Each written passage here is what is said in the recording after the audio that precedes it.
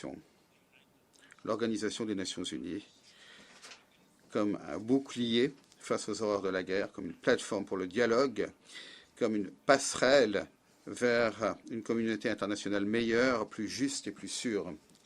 Ce que l'on oublie souvent, ou ce que l'on n'évoque plus aujourd'hui, c'est que l'ONU a été fondée après l'échec de la SDN, la Société des Nations, qui avait existé entre 1919 et 1945. La SDN ne s'est pas effondrée à cause d'une absence de bonnes intentions ou de nobles objectifs. Elle a été fondée à la fin de la Première Guerre mondiale dans le cadre du traité de Versailles et c'était la première tentative de l'humanité d'édifier une organisation internationale permanente pour mettre un terme à l'agression, à la guerre et pour rassembler les nations. Son ambition était de réaliser la sécurité collective mondiale, le désarmement, le règlement pacifique des différends et la coopération sur les questions humanitaires et sociales. Malgré ces idéaux, la SDN a échoué. Les États-Unis n'y ont jamais adhéré, d'autres grandes puissances sont devenues membres et s'en sont retirées, et sans autorité pour faire appliquer ces règles, ces condamnations n'avaient que peu de poids. Lorsque le Japon a envahi la Mandchourie, lorsque l'Italie a envahi l'Éthiopie et quand Hitler a ouvertement défié ces règles, la SDN est restée les bras croisés, impuissante, incapable d'agir. À la fin des années 1930, sa crédibilité s'était effondrée et avec le début de la Deuxième Guerre mondiale, elle est devenue insignifiante. Madame la Présidente,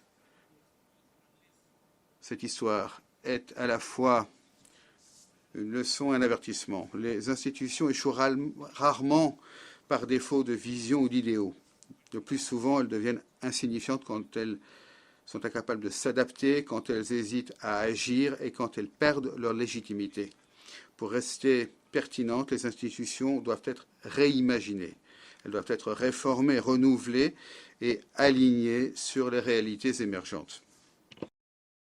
Il y a 80 ans, les fondateurs de l'ONU visaient à corriger les échecs de la SDN en créant une organisation plus forte, plus inclusive, reposant sur le principe de, je cite, « Nous, peuple des Nations Unies, résolus à préserver les générations futures du fléau de la guerre. » Fin de citation.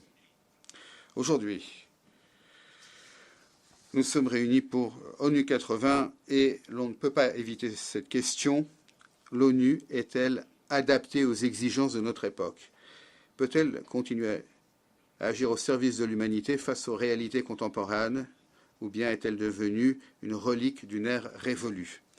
Madame la Présidente, Excellences, nous nous retrouvons dans un contexte international bien sombre. Les conflits font rage en Europe de l'Est, au Moyen-Orient, au Sahel, dans la Corne d'Afrique et au-delà. Les catastrophes climatiques deviennent plus graves chaque jour, les inégalités s'aggravent, les pandémies nous menacent et les perturbations technologiques vont plus vite que les progrès de la gouvernance. Au lieu de la confiance, c'est la défiance qui l'emporte. Au lieu de la solidarité, c'est la fragmentation qui s'impose. Au lieu de l'espoir, c'est l'anxiété qui caractérise notre communauté internationale. Pour citer les fondateurs de cette institution, nous ne vivons pas dans davantage de liberté, mais dans une incertitude croissante. En cette période de troubles, alors que nous avons le plus besoin d'une ONU robuste, l'organisation confrontée à ses pires crises de crédibilité et de capacité. Les mesures d'économie ont paralysé ces opérations. La bureaucratie a ralenti sa riposte. Le Conseil de sécurité reste comme gelé dans les structures d'après-guerre de 1945. Il est incapable d'agir de manière inclusive, de manière juste et rapide. Mesdames et messieurs, je puis cependant vous dire avec une conviction absolue que l'ONU est l'un des plus importants succès de l'humanité. Pendant 80 ans, elle a repoussé le spectre de la guerre mondiale, elle a mis fin au conflit du Cambodge au Libéria et elle a monté la garde dans certains des endroits les plus dangereux du monde grâce au courage de ses soldats de la paix. peu d'institutions dans l'histoire de l'humanité peuvent se targuer d'un tel héritage. L'ONU s'est trouvée aux avant-postes des crises humanitaires, de la lutte contre la famine dans la Corne d'Afrique, à l'aide d'urgence et à l'abri d'urgence pour des millions de réfugiés syriens et ukrainiens. Elle a été aux avant-postes de l'élimination de la variole, de la coordination de la riposte mondiale face au VIH-Sida, d'Ebola, de la Covid-19, et elle continue à promouvoir la vaccination universelle. Ces agences ont promu les droits des femmes, elles ont protégé les enfants, protégé les réfugiés et ont fixé des normes mondiales sur un très grand nombre de sujets, du désarmement à l'action climatique. Les objectifs de développement durable de l'ONU, les ODD, restent une feuille de route commune pour le progrès de l'humanité. De tels succès, aucun pays n'aurait pu y arriver seul, quelle que soit leur richesse, leur grandeur, leur puissance. Pourtant, quelques institutions, quelle que soit la noblesse de ses origines, quel que soit le poids de son héritage, doivent s'adapter à l'évolution de nos temps ou devenir insignifiantes. Aujourd'hui, l'ONU se trouve à la croisée des chemins entre renouvellement ou déclin. Pour le dire autrement, après 80 ans, les échos du passé nous appellent à réimaginer la promesse initiale qui avait inspiré la fondation de l'ONU, la recherche de la paix dans le monde, du développement et des droits humains.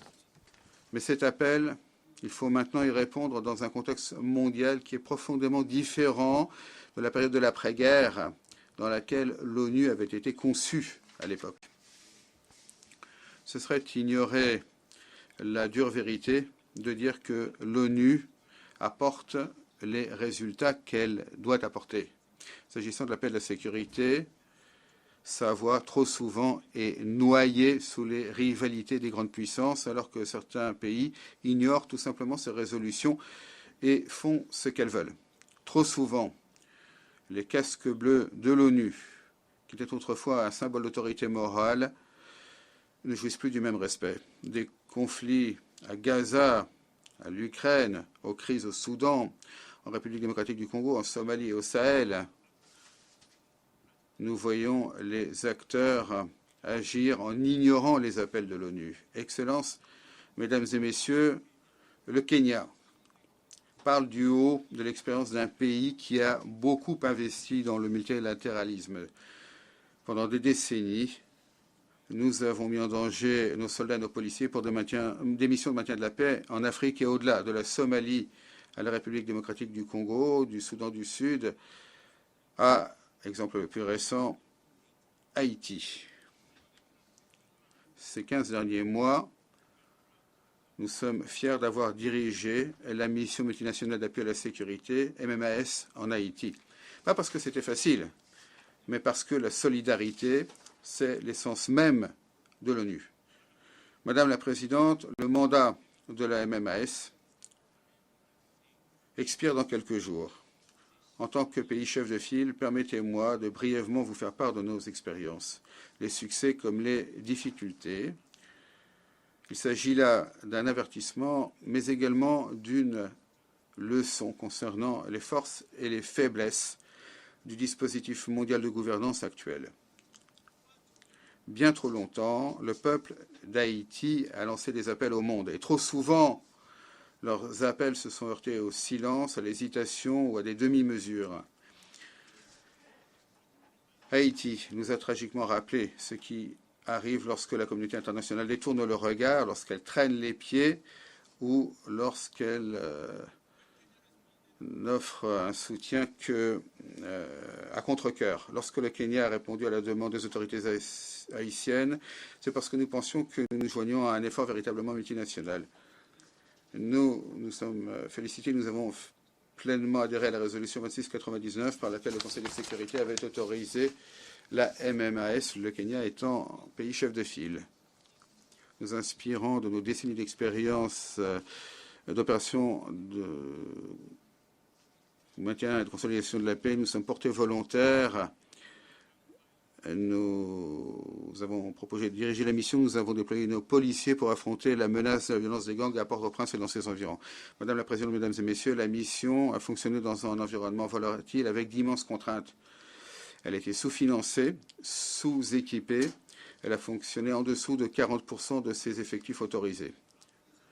Nos policiers ont courageusement assumé leurs responsabilités sans le plein appui logistique qui devrait accompagner toute mission avalisée par l'ONU. Malgré ces difficultés, malgré tous les obstacles, la MMAS a apporté des résultats que beaucoup pensaient impossibles. Le palais présidentiel, qui autrefois était assiégé par les gangs, aujourd'hui est à nouveau le siège du gouvernement.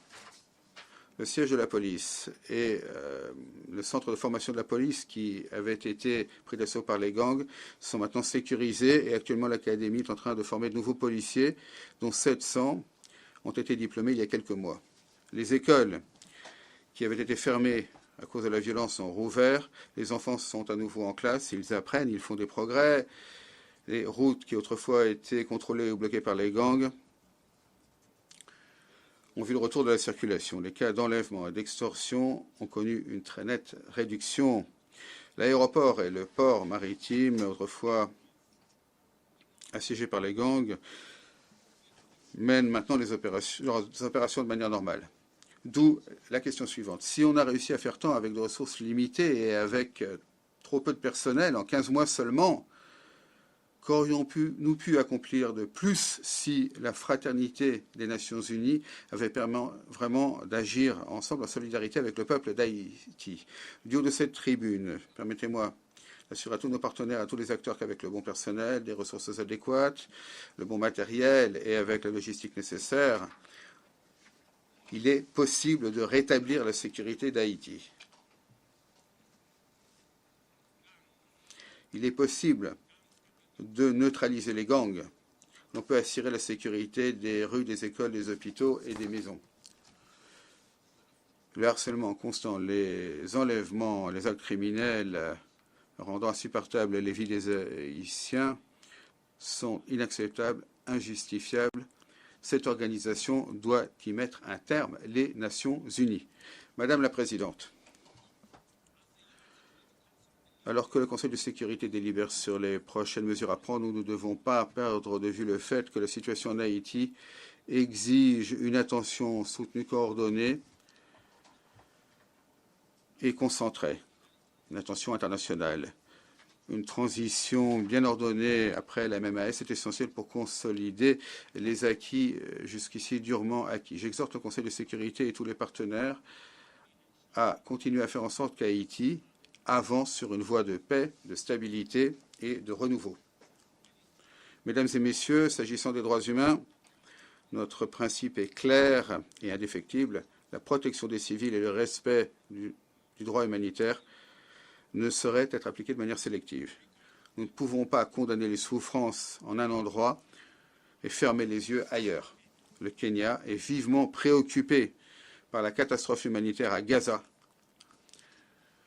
et par les immenses souffrances des civils pris au piège des dévastations provoquées par des opérations militaires disproportionnées. Par ailleurs, nous appelons à la libération inconditionnelle des otages israéliens. Conformément aux résolutions de l'Union africaine et de l'ONU,